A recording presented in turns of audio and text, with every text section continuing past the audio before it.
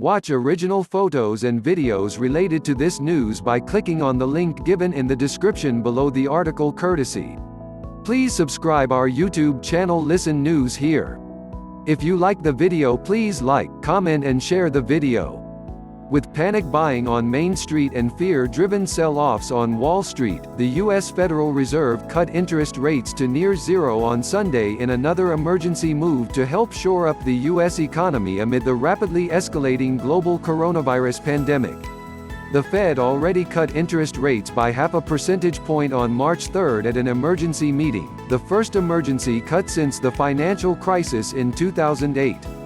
The central bank said it was cutting rates to a target range of 0% to 0.25%. U.S. President Donald Trump called the move terrific and very good news.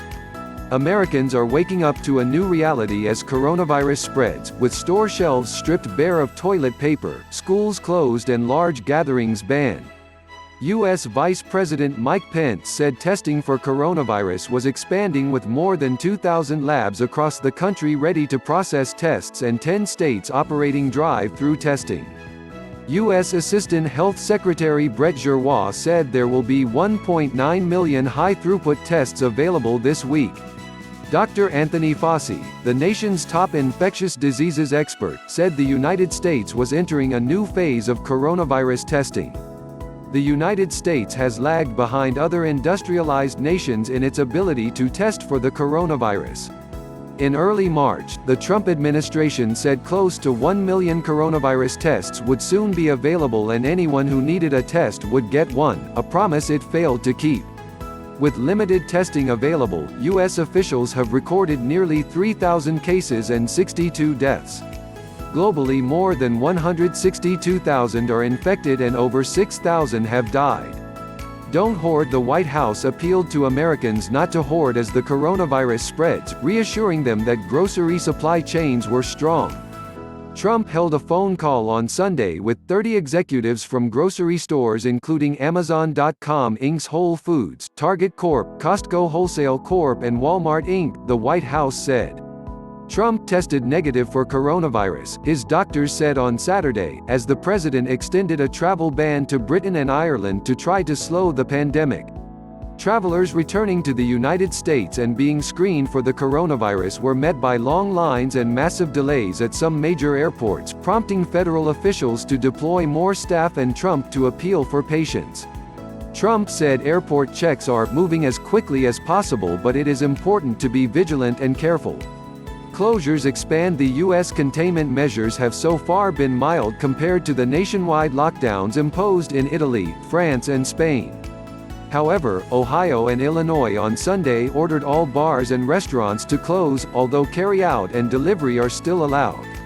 I think Americans should be prepared that they are going to have to hunker down significantly more than we as a country are doing, Fauci said on NBC's Meet the Press.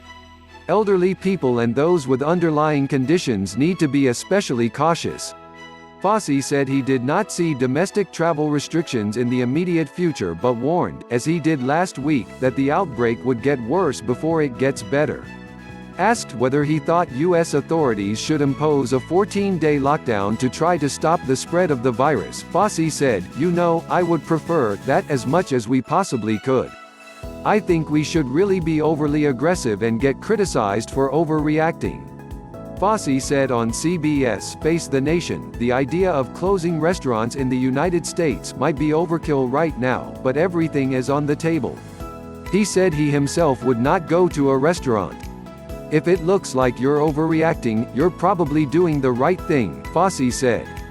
Even though Americans are not barred from going to the movies, ticket sales in North America fell to their lowest level in more than 2 decades this weekend, according to measurement firm Comscore.